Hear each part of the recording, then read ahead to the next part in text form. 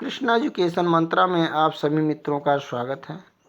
मित्रों, आज हम लेकर के आए हैं भारतीय संविधान का अति महत्वपूर्ण भाग 3 जो मूल अधिकारों से संबंधित है, जो कि संविधान के भाग 3 में अनुच्छेद 12 से 35 तक दिए गए हैं। मूल अधिकार क्या हैं? सबसे पहले इसे जानने के लिए इसके अर्थ को समझना जरूरी है। मूल अधिकार मानव के वे अधिकार जो उसको मानव होने के नाते या उसके जन्म के साथ उसे प्राप्त होते हैं। मानव के मौलिक अधिकार, मूल अधिकार या नैसर्गिक अधिकार, या यूँ कह लें कि वह प्राकृतिक अधिकार जो मानव को उसके जन्म के साथ प्राप्त होते हैं, मौलिक अधिकार कहलाते हैं, मूल अधिकार कहलाते हैं। यही प्राकृतिक अधिकार मौलिक अधिकार के रूप में संवैधानिक स्थान ले लेते हैं। आधुनिक युग में सर्वप्रथम सबसे पहले पाश्चात्य विचारक हांस लाक रूसो ने अपने सामाजिक समझौते के सिद्धांत में इन प्राकृतिक अधिकारों का उल्लेख किया है। लाक ने जीवन, संपत्ति और स्वतंत्रता के अधिकार को प्राकृतिक अधिकार माना, जबकि हाब्स जीवन के अधिकार या आत्मरक्षा के अधिकार को प्राकृतिक अधिकार माना। इन अधिकारों के संबंध में यदि हम देखें तो सबसे पहले ब्रिटेन के सम्राट जॉन ने ब्रिटिश नागरिकों के लिए 15 जून 1215 को एक अधिकार पत्र पर हस्ताक्षर किया था, जिसके द्वारा ब्रिटिश नागरिकों के अधिकारों को मान्यता प्रदान की गई। 1689 में बिल ऑफ राइट द्वारा जनता के अधिकार और स्वतंत्रता का विस्तार किया गया। बिल ऑफ राइट द्वारा ब्रिटिश जनता के अधिकारों और उनकी स्वतंत्रताओं का विस्तार किया गया। 1789 में फ्रांस की क्रांति हुई, जिसके बाद फ्रांस द्वारा मानव अधिकारों का घोषणा पत्र जारी किया गया। फ्रांस की क्रांति का जनक नेपोलियन के अनुसार रूसो था। फ्रांस में जो 1789 में क्रांति हुई, जिसके बाद मानव अधिकार का घोषणा पत्र जारी किया गया फ्रांस में, नेपोलियन कहता है कि फ्रांस की क्रांति का जनक रूसो था, और इस फ्रांस की क्रांति का जो नारा था, वह स्वतंत्रता, समानता और बंधुत्व का था। रूसो को क्रांतिकारियों का दार्शनिक किसने कहा, या रूसो को क्रांतिकारियों का पैगंबर किसने कहा? मित्रों, लियो गार्साय रूसो को क्रांतिकारियों का पैगंबर, क्रांतिकारियों का दार्शनिक कहता है। इन मानवाधिकारों को अंतर्राष्ट्रीय स्तर पर मान्यता प्रदान करने वाला यूएनओ 10 दिसंबर 1948 को अंतर्राष्ट्रीय मानवाधिकार आयोग की स्थापना करता है। 10 दिसंबर 1948 को अंतर्राष्ट्रीय मानवाधिकार आयोग की स्थापना कौन करता है? यूएनओ माने यूनाइटेड नेशंस ऑफ ऑर्गेनाइजेशन, संयुक्त राष्ट्र संघ ने क्या किया? अंतर्राष्ट्रीय मानवाधिकार आयोग की स्थापना किया। किस लिए किया? कि मानवाधिकारों को अंतर्राष्ट्रीय स्तर पर मान्यता देने के लिए। कब किया? 10 दिसंबर 1948 को। 10 दिसंबर को अंतर्राष्ट्रीय मानवाधिकार दिवस के रूप में मनाया जाता है।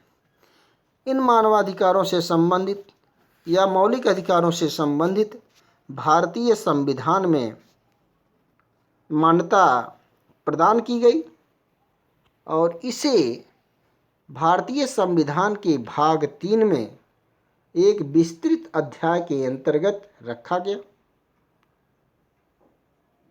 मौलिक अधिकारों को संविधान में महत्वपूर्ण स्थान प्राप्त है।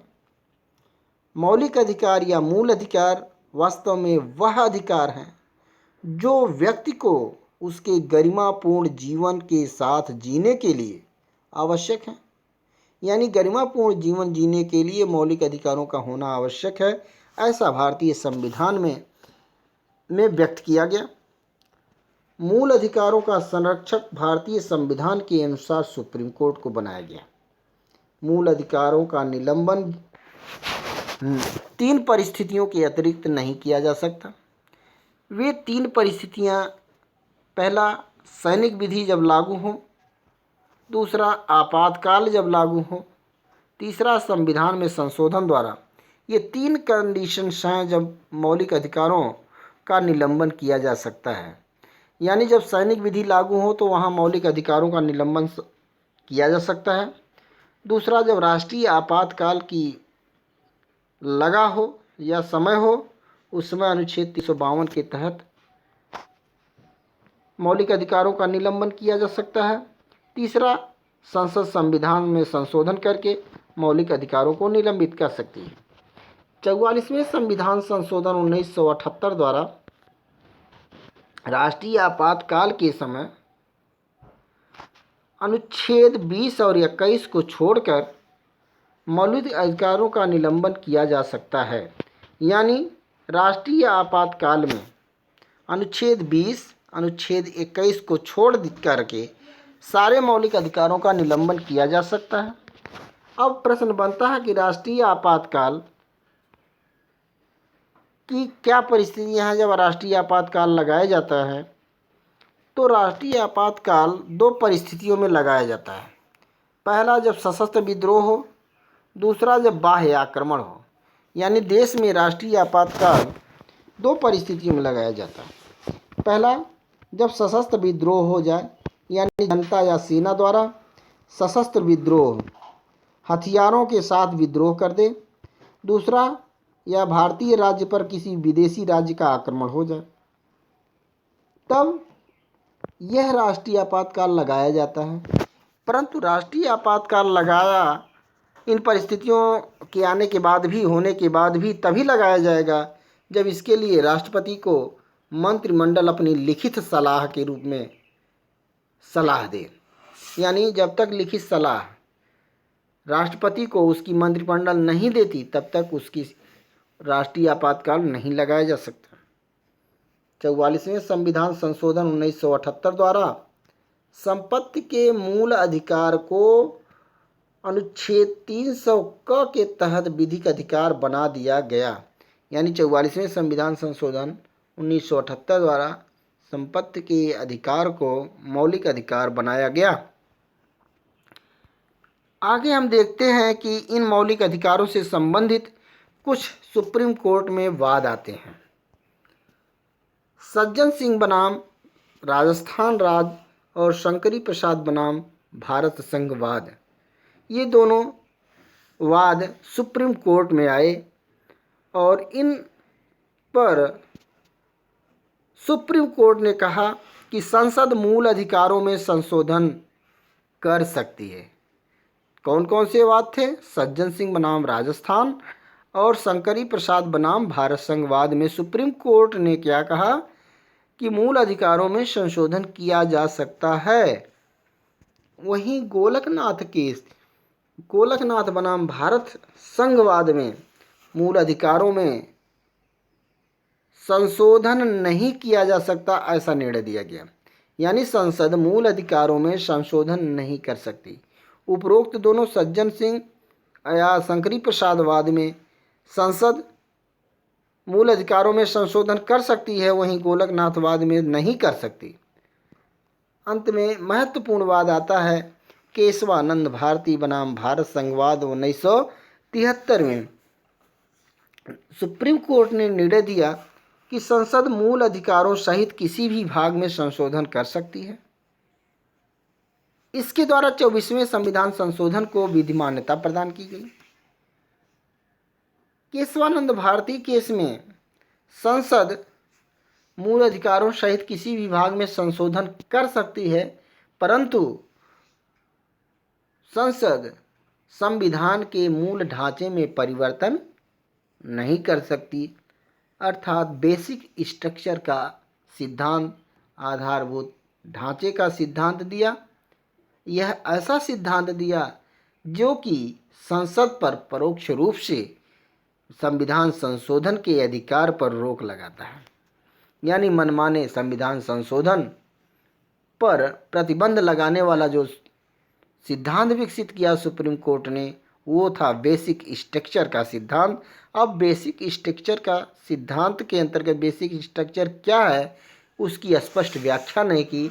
वह समय समय पर विभिन्न विभिन्न निर्णयों में उसने थोड़ा थोड़ा करके दिया है, और सबको मिला करके यही आप तुलना करके देखें तो वह बेसिक स्ट्रक्चर का जो सिद्धांत है 99% आपके जो भारतीय संविधान की प्रस्तावना के जो भाव हैं, जो संविधानविदताओं के जो भाव हैं, वही बेसिक स्ट्रक्चर के भी भाव या भावना को प्रकट करने वाले हैं। आगे हम देखते हैं कि भारतीय संविधान के भाग 3 अनुच्छेद 12 से 35 तक जो प्रारंभ होते हैं।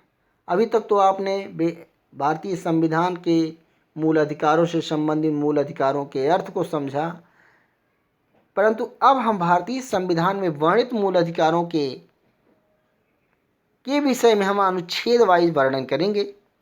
अनुच्छेद 12, सबसे पहले देखिए मूल अधिकार भाग 3 में जो अनुच्छेद 12 से 35 तक है, तो पूरी तरीके से मूल अधिकारों से संबंधित है। परंतु मूल अधिकारों में महत्वपूर्ण चीज़ यह है कि अनुच्छेद 12 जहाँ से मूल अधिकारों का प्रारंभ होता है, मूल अधिकार के विषय में अनुच्छेद 12 कहता है कि 12 में राज्य की परिभाषा दी गई है। 12 में क्या दिया गया है? राज्य की परिभाषा, माने राज्य क्या है या किसे हम राज्य कहेंगे संविधान के अनुसार, उसकी परिभाषा दी गई है। अनुच्छेद 12 के अनुसार कहा गया कि संसद और भारत की सरकार, राज्य में क्या क्या है? संसद है और भारत की सरकार है। राज्य विधानमंडल की सरकार या राज्य की सरकार या राज्य विधानमंडल तथा भारत सरकार या राज्य सरकार के अधीन सभी स्थानीय प्राधिकारी गण आते हैं। अनुच्छेद 13 क्या कहता है? अनुच्छेद 13 मूल अधिकारों का संरक्षक या संरक्षण प्रदान करता है। अनुच्छेद 13 मूल अधिकारों का संरक्षक या संरक्षण प्रदान करता है, जिसके अंतर्गत संविधान लागू होने की तिथि से पूर्व लागू वे सभी विधियां जो वर्तमान में चली आ रही हैं उस मात्रा तक शून्य होंगी जिस मात्रा तक वह संविधान में वर्णित मौलिक अधिकारों का निलंबन करती हैं।